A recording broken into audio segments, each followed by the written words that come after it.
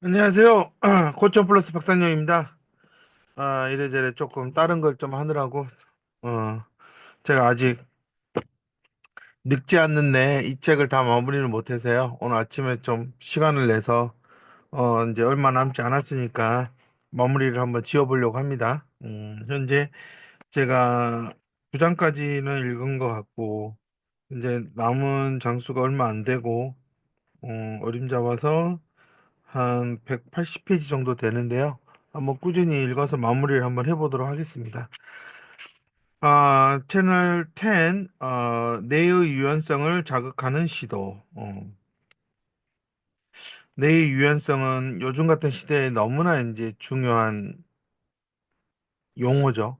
어, 이 유연성이라는 것을 정말 일반인을 비롯해서 모든 그런 남녀노소 상관없이 모두 다가 지금 놓치고 있는 부분이기 때문에 아마 좋은 내용이 있었으면 하는 바람이고요.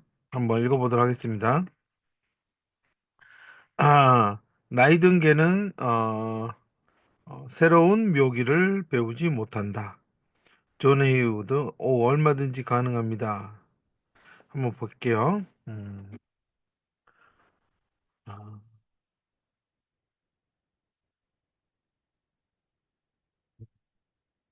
음,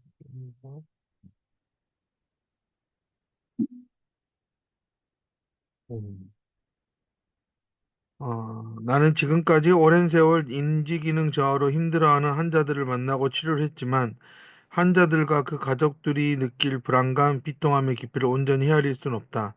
게다가 의료의 대격변이 일어난 지금 소위 우수 의료기관이라 불리는 곳에 찾아가 도움을 요청해도 별 효과 없는 약물 치료를 받거나 지난 수세대에 걸쳐 의학계가 연불처럼 되뇌는 절망의 말이나 듣게 일수다.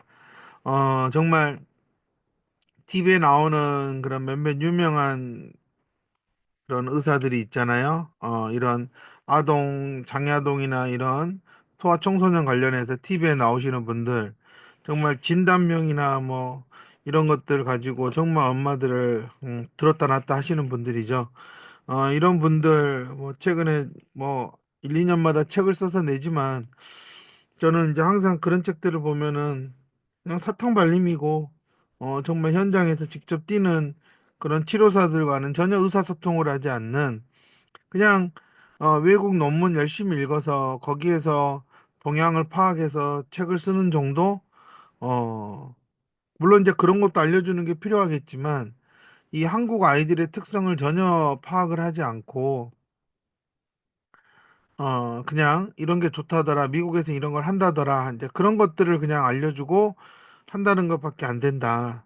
그러는 상황에서 엄마들은 더 치료센터에 더 큰 의존을 하게 되고 매달릴 수밖에 없는데 요즘 치료센터장들이 하는 짓거리들을 보면 그냥 온통 머릿속에는 바우처 사업밖에 없고 치료 시스템을 갖추고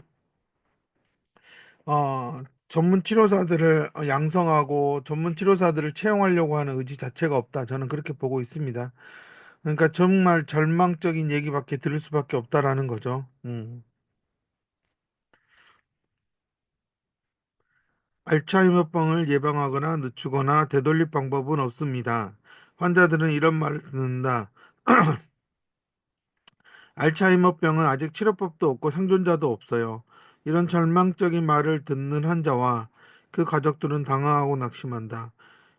그러다 이런 시대착오적인 주장에 동의하지 않는 수백 명의 의사들이 있고 이미 수천 명의 환자가 치료를 받고 있다는 사실을 알게 되면 더욱 혼란스러워진다.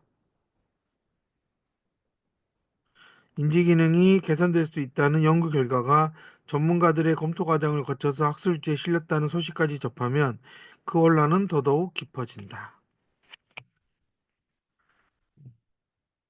잠깐만요. 내가 이거를 읽었군요. 아이고. 다행히 내가 이거 표시해놔서 독성물질 사이에서 살아남기 이 부분 다시 읽어보겠습니다. 아, 교육이 마땅히 해야 하는 기능이 무엇이건 간에 교육은 우리를 삶의 해악으로부터 보호하는 예방주사가 되어야 한다. 참 멋있는 말이네요.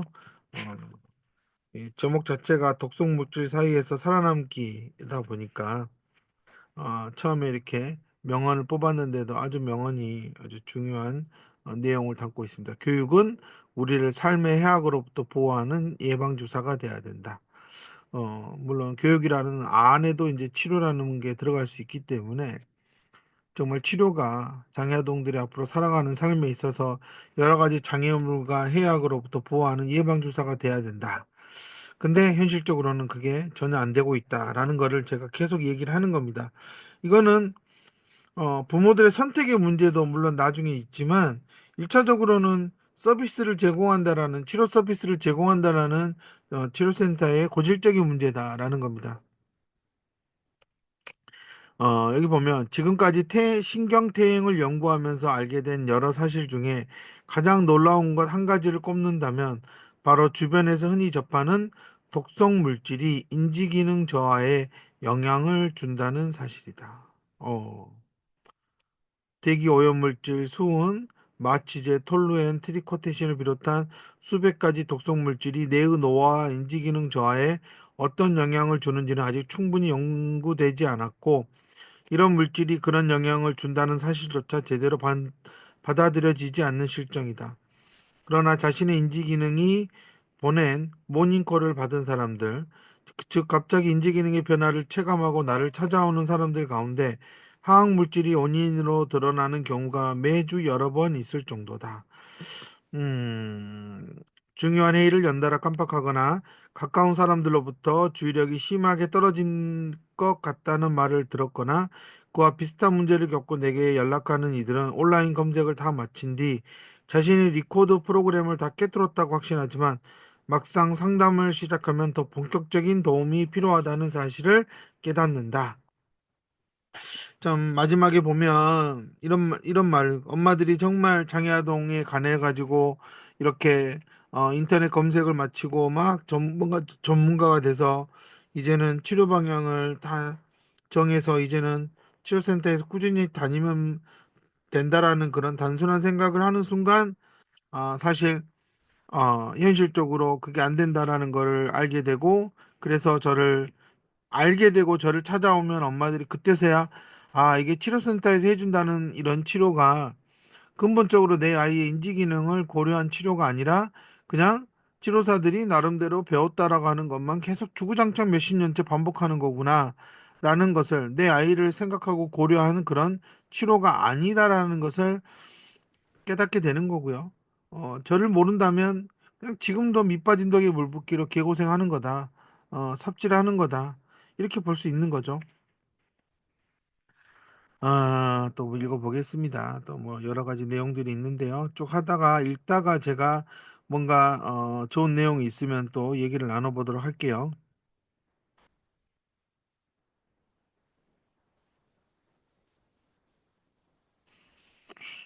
여기에서 이제 이 체내 염증이라는 얘기가 나오기 시작하고 있고요.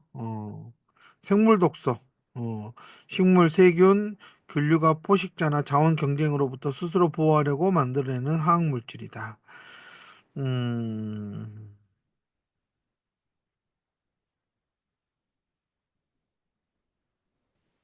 여기에서 아주 중요한 얘기가 나오네요. 인지기능 저하와 가장 관련성이 깊은 생물 독소는 곰팡이다. 그러나 모든 곰팡이가 독소를 만드는 건 아니며 독성 검은 곰팡이, 누룩곰팡이, 푸른 곰팡이, 흙곰팡이, 왈레미아 등 몇 가지 종류가 만들어내는 것이 생물 독소로 작용한다.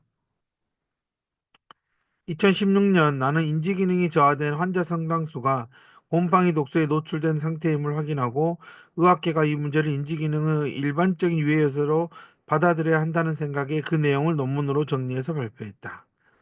음,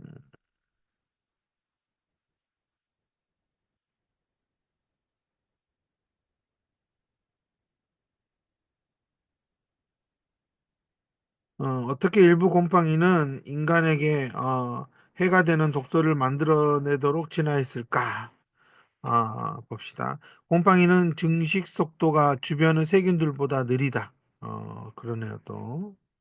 따라서 곰팡이 입장에서는 그 세균들을 죽이거나 가까이 다가오지 못하게 하지 않으면 생존 터전이 급속히 줄어든다.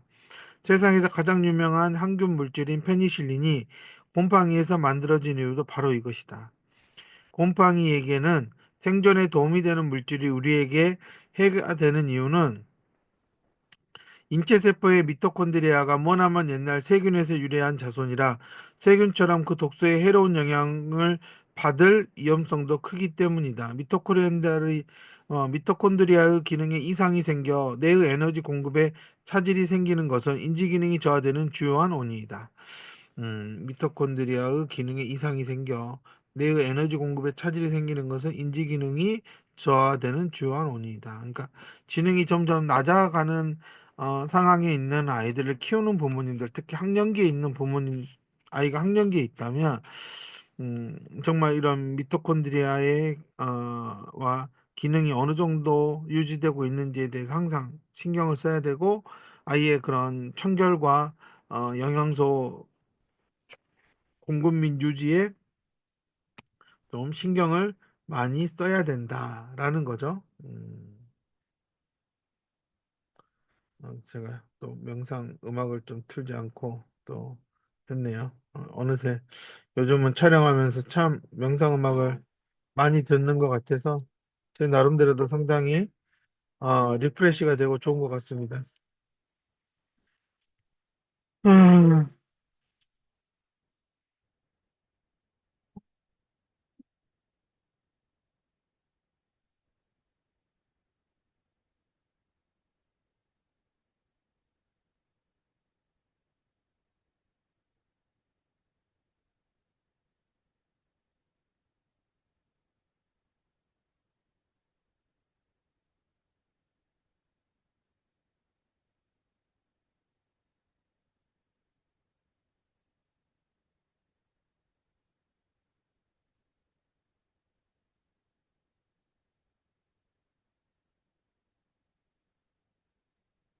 그러니까 지금 이렇게 이제 어떤 균류의 종이나 이들에게서 나오는 독소가 어떻게 되고 그 독소의 영향이 인체에 발달하는 증상 어떻게 체계적으로 정리하는 해야 하는지도 아직 의견이 모여지지 않은 상태래요.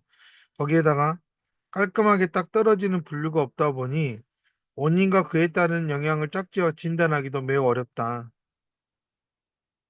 근데 이제 의학계에서 지금 계속 곰팡이가 과연 정말 건강에 심각한 영향을 주는지 놓고 수십 년째 설전 중이래요. 근데 앞으로도 끝이 나지 않을 거라는 겁니다. 그러니까 이거는 지능에 관해서 지금 어쨌든 리스크 검사가 일반적으로 많이 사용이 되고 있고 그거의 기준에 의해서 계속 버전이 새롭게 업그레이드 되면서 그 현재 이 시점에 대표되는 검사로 인정을 받고 있지만 그렇다고 해서 그 범주 안에 들어가는 아이를 단순히 그냥 그 그룹에서 나타나는 전형적인 어떤 그런 문제들을 다 가지고 있다라고 볼 수는 또 없단 말이야. 이제 이런 것들에서 저는 한국 치료사들이 정말 빈약하다.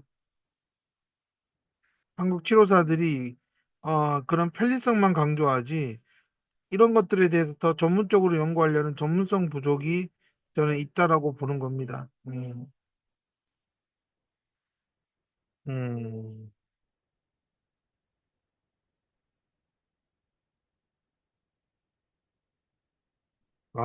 그래서 2015년도의 학술지 사이언티픽 리포트에도 같은 내용의 충격적인 연구 결과가 실렸다.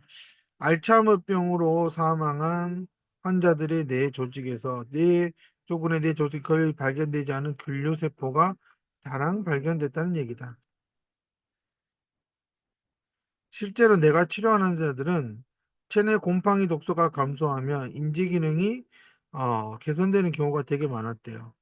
그 몸에서 독소를 어찌됐든 제거를 해야 되는데 제가 알기로는 요즘 큰 병원에도 이렇게 독소를 검사하는 그런 검사 키트가 있고 해주는 걸로 알고 있어서 이런 게 상당히 좋을 거라는 생각이 드는데 마치 이제 이게 이제 또 하나의 치료 상품이 될까 봐 저는 그런 게 좀 걱정인 거죠.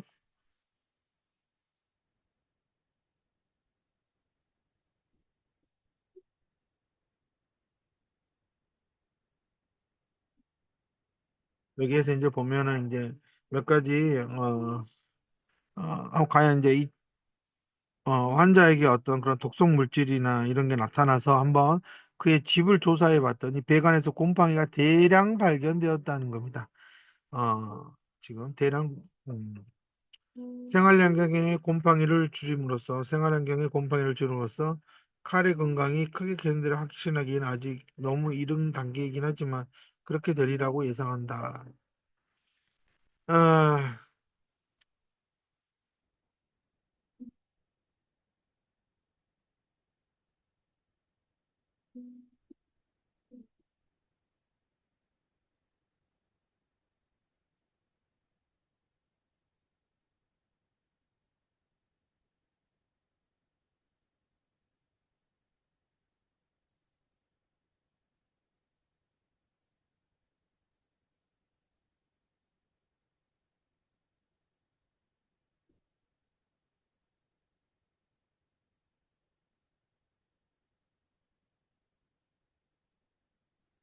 뭐 여기 보면 이제 한번 뿌리를 내리면 아예 제거하는 게 불가능해서 그로 인한 문제가 상당히 이제 지속이 된다. 곰팡이 문제는. 그래서 때로 상황에서 이제 이사를 가야 될 상황도 있다 하는데 이렇게까지 이제 할 수 있는 사람들이 별로 없기 때문에 항상 집에 청결을 더 신경을 써야 된다라는 얘기를 하고 있는 겁니다. 어,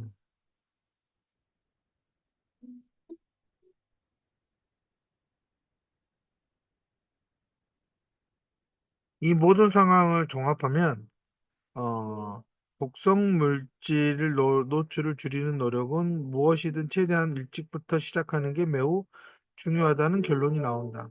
혈액, 뼈, 뇌에 도달하는 수많은 독소는 수년 또는 수십 년간 그대로 머무른다. 자, 그래서 이제 곰팡이와 싸움 보겠습니다. 온 가족이 유타주 북부의 공기진에 간설에 이사한 지 얼마 지나지 않아 KT 두 딸 아이가 계속 아프기 시작했다. 기진의 병원을 수시로 드나들어야 할 정도였는데 그 사이 KT는 그 간사이에서 지낸 다른 가족들이 곰팡이와 관련이 있는 듯한 현재 인체가 가장 많이 노출되는 생물 독소가 곰팡이다. 건강 문제를 겪었다는 이야기를 들었다. 음,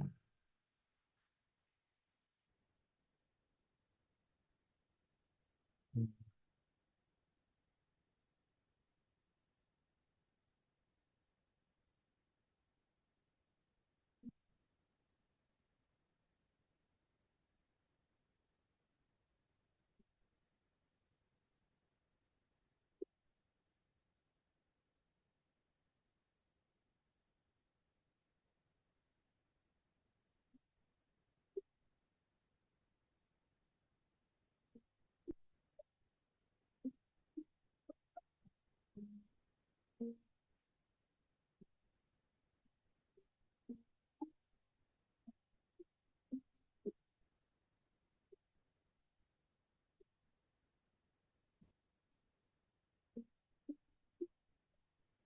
여기 보면 이제 어찌됐든 이제 미국 이제 공공기관의 간사에서 이제 관리 업체가 곰팡이 이런 관리나 이런 걸 소홀히 해가지고 이제 문제가 생겼고 이걸 이제 소송과 그 조사를 통해서 이제 문제 원인을 찾아냈다라는 겁니다.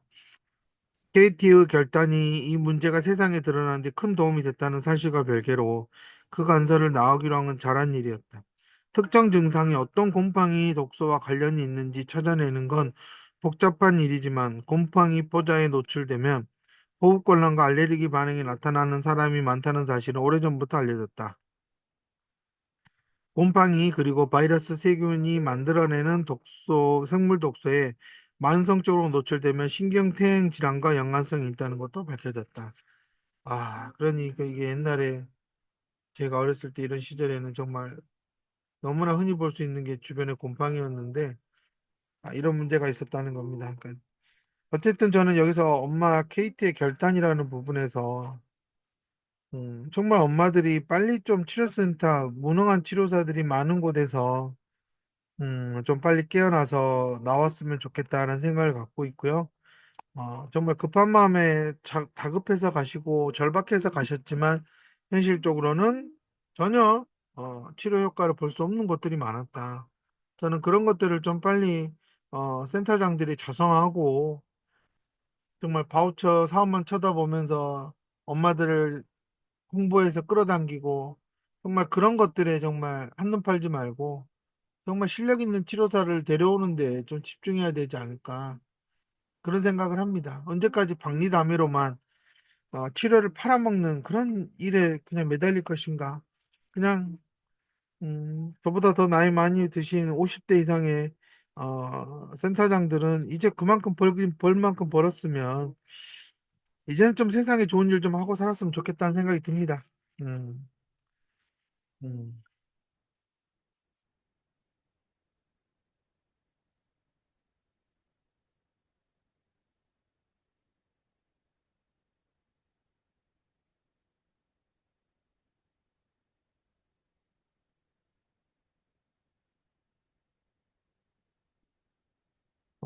여기 폴란드에서 이 주장을 뒷받침한 연구가 나왔다. 영유아기에 장기간 곰팡이에 노출된 아이들은 6살 때 인지 기능이 낮을 위험성이 3배 높고 이런 영향은 엄마의 교육 수준, 모유 섭취 여부, 담배 연기 노출 등 아이 인지 기능 발달과 상관관계가 있다고 밝혀진 다른 요소들의 영향을 반영해도 그대로였다. 흔히 발생하는 또 다른 곰팡이 독소인 오크라톡신 A는 아동 자폐증 증가에 영향을 준다. 음,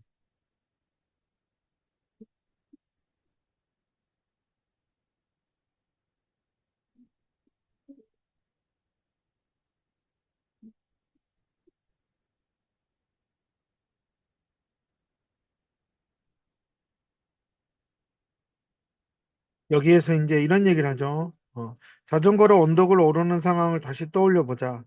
인지 기능에 악영향을 주는 요인이 쌓이면 언덕을 올라가기가 점점 더 힘들어지고 결국 싣고 가던 짐을 일부 내려놔야 계속할 수 있다. 지금까지는 이 예시를 들 때마다 언덕을 오르기 전까지는 에너지가 충분했다고 가정했지만 그게 아니라면 어떨까? 출발 직후부터 오르막이 가파르고 그 오르막을 오르기 어, 전에도 무거운 짐을 잔뜩 실은 채로 자전거 페달을 이미 한참 밟고 온 상태에서 이제 자전거 바퀴에 펑크까지 났다면 집으로 향하는 길은 한층 더 위태로워진다라는 겁니다. 바로 이제 이런 게 이제 곰팡이 문제와 시달리는 건 바로 이런 상태와 같다라는 거죠. 그래서 여기서 강조하는 게 이제 첫 번째가 청소.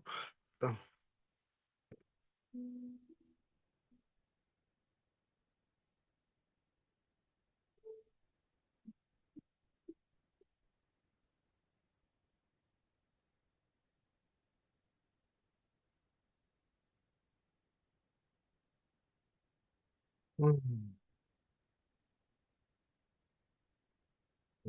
여기 보면 곰팡이와 싸움은 단번에 끝나지 않고 여러 번 반복해야 하는 경우가 많다. 우리가 생활하는 집은 곰팡이 먹이로 가득하다는 것이 말이 있을 만큼 어, 목재에 속곱한 벽지 카펫은 물론이고 습기가 조금이라도 있는 곳, 환기가 잘 안 되는 어두운 공간은 거의 다 곰팡이가 살기에 좋은 환경이다.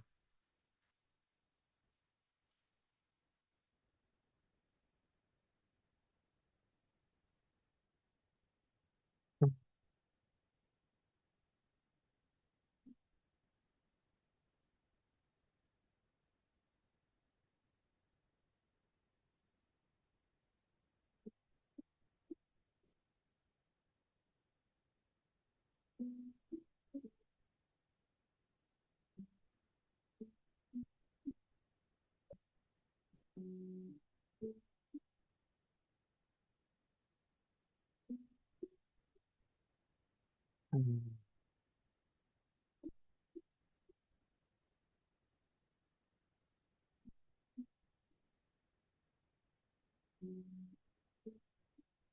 미국과 같은 사회는 아무래도 이제 단독주택이나 이런 게 많고 하다 보니 이제 지하에 이렇게 벙커식으로 꾸미는 그런 곳이 많은데 이제 그런 곳들이 결국은 이제 곰팡이의 주된 서식지다는 얘기를 하고 있습니다. 그렇기 때문에 그런 지하 공간에 뭔가 곰팡이의 먹이가 될 만한 그런 자재를 이용해서 꾸미는 것은 정말 이제 금해야 된다. 그리고 되도록이면 그 안에서 음식을 먹거나 떨어뜨리는 일도 없어야 된다는 얘기를 하고 있습니다.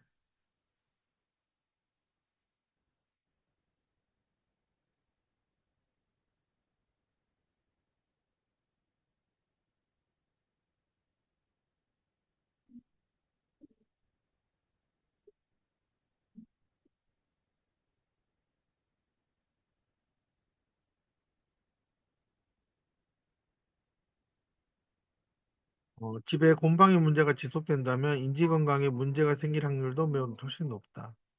그럴 때는 빨리 다른 곳으로 이사를 갈 필요성이 크다라고 얘기를 하고 있고요. 뭐 요즘 뭐 집들에서 뭐 그렇게까지 뭐 이런 문제는 없을 거라고 저는 생각을 하거든요. 그럼에도 불구하고 어, 정말 집에 있는 곰팡이 문제는 잘 해결해야 된다라는 얘기를 하고 있습니다. 곳곳에서 쌓이는 중금속, 이사 이야기가 나온 김에 늙지 않는 데를 만들려면 반드시 피해야 하는 다른 독성 물질도 몇 가지 살펴보자. 라고 되어 있습니다.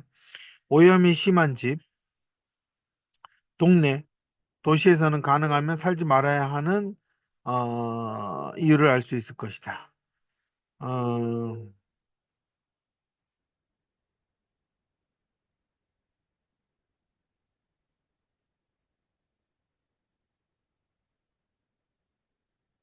음,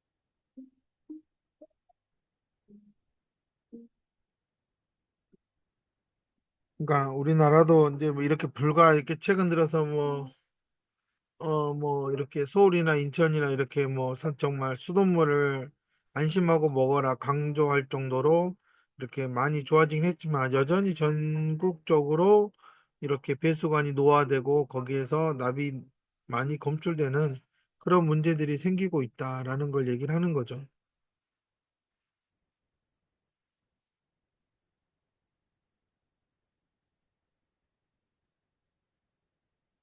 여기 보니까 2018년에 나를 포함한 21명의 연구자가 인지 기능이 나빠졌다가 개선된 100명을 조사한 결과를 논문으로 정리해서 공동 저자로 발표한 적이 있는데 당시 우리가 조사한 사람들 상당수가 최초 검사에서 혈중 중금속 농도가 높게 나왔대요.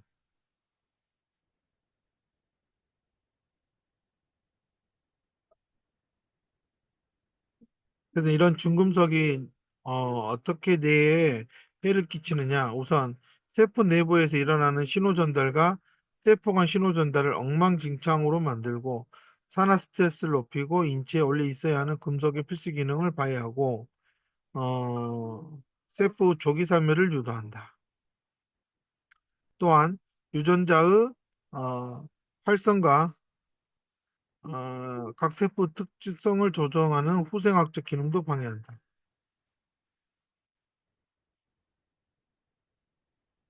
근데 이제 중요한 거는 어쨌든 중금속 노출이 되면 인지 기능을 갉아먹는 주요 원인이 된다는 거죠. 게다가 중금속 노출 문제는 다른 것도 아닌 수도꼭지에서 시작된다. 음,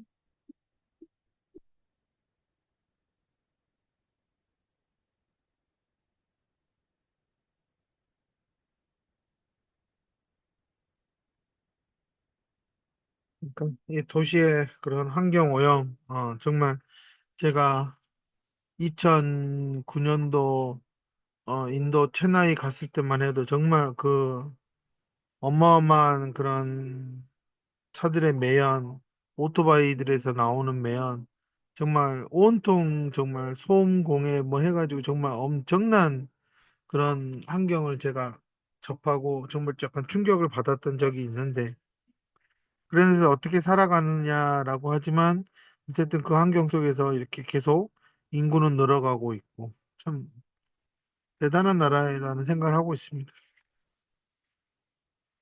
음.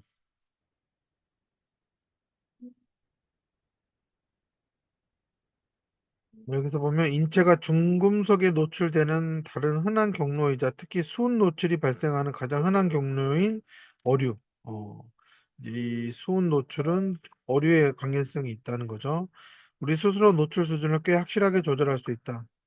음,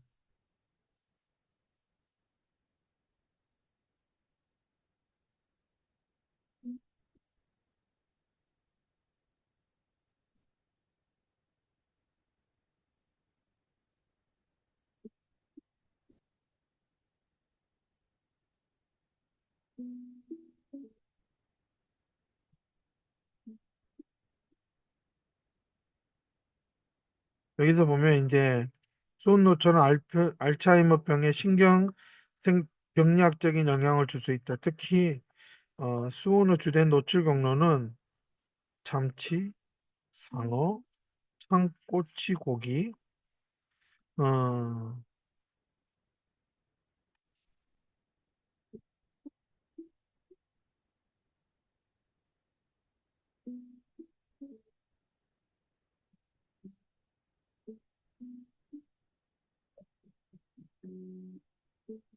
이 금속 노출은 알츠하이머병과 관련된 신경전달 문제와 깊은 관계, 밀접한 관계가 있다. 어,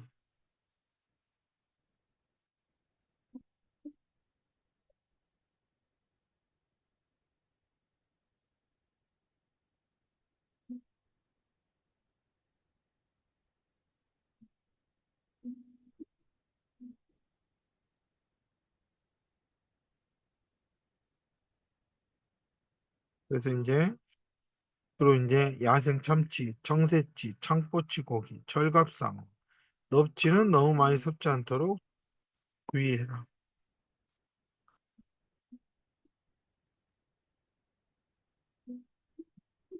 이제 그 다음으로 이제 요즘 많이 이슈가 되고 있는 미세 플라스틱, 결코 미세하지 않은 미세 플라스틱.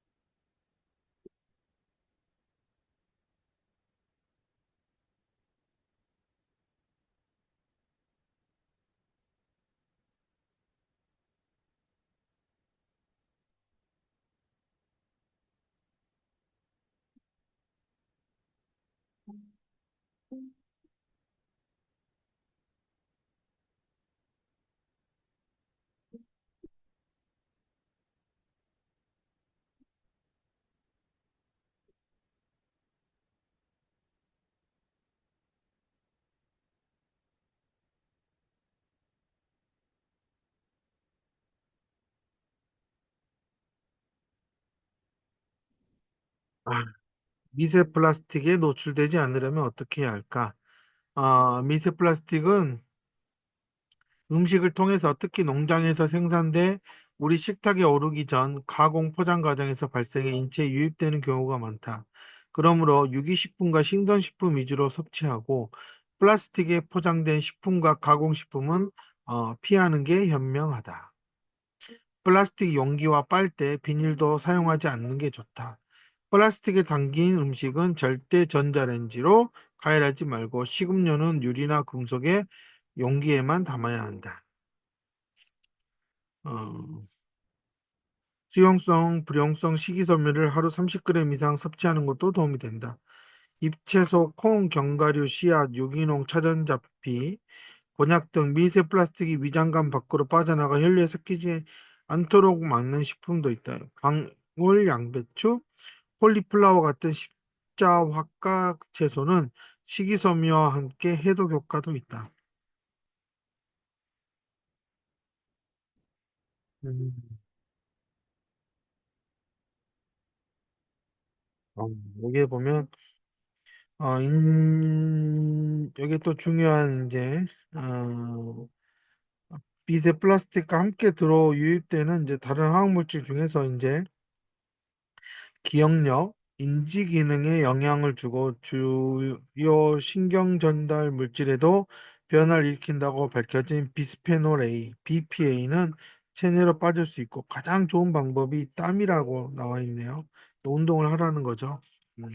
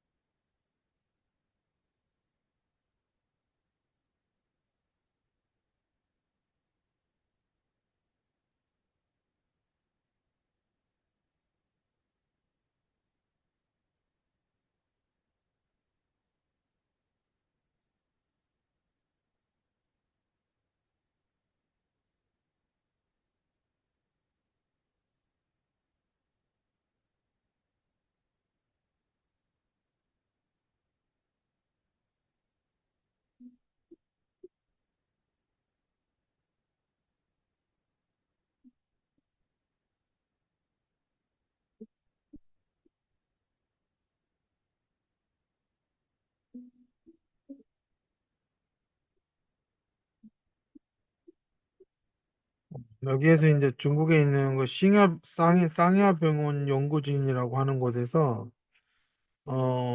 호흡 검사를 이용해 가지고 이렇게 1467명의 호흡 검체를 채취 분석한 결과 분석전 평가에서 인지기능 저하로 진단받은 사람들은 그렇지 않은 사람들보다 10가지 휘발성 유기화합물의 농도가 높게 검출된 비율이 높았다.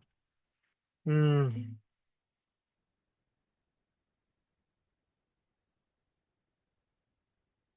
여기에서 이제 호흡 검사만으로도 개개인의 신경퇴행 상태를 예방 차원에서 평가할 수 있다라는 겁니다. 음, 이런 것들은 뭐 큰 돈이 들지 않는다면 좀 진행이 낮은 이렇게 아이들한테도 지속적으로 해주면 참 좋을 것 같다는 생각이 드는데요.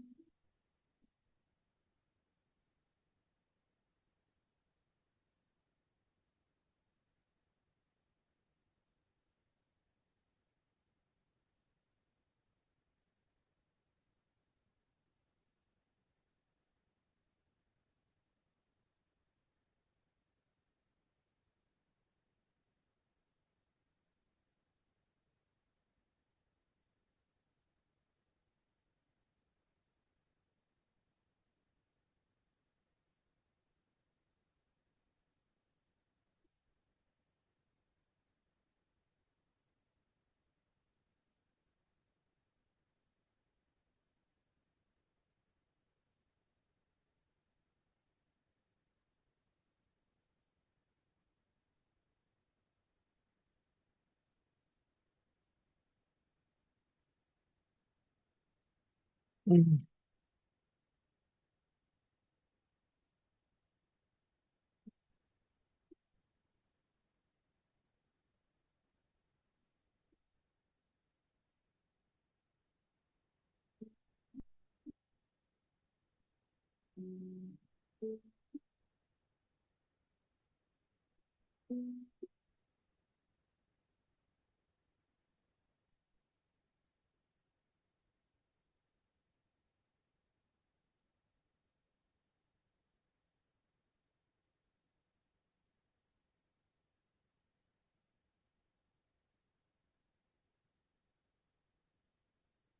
인류가 해로운 물질이 가득한 환경에서 위험천만한 모험을 벌이는 동안 그 물질들이 건강에 주는 영향은 오랜 시간에 걸쳐 차곡차곡 쌓였다.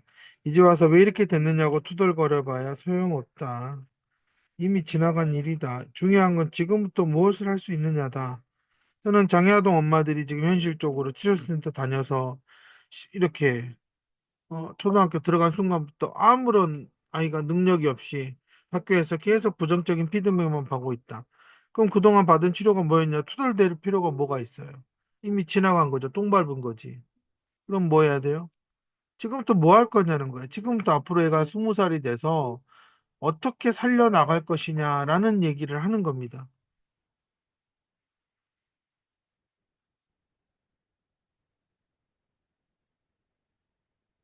저는 그게 시지각부터 빨리 바로 잡아야 된다라고 생각을 하는 거고요. 정말 그 부분을 놓치고 지금 하는 것들은 다 삽질이다. 그냥 그렇게 나는 결론을 내린 겁니다.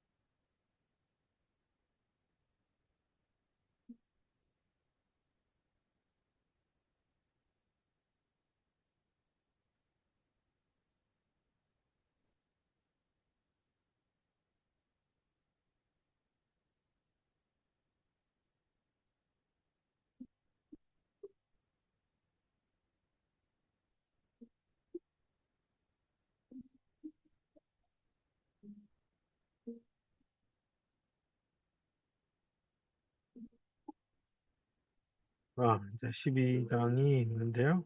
오늘은 한 장 한 장씩 좀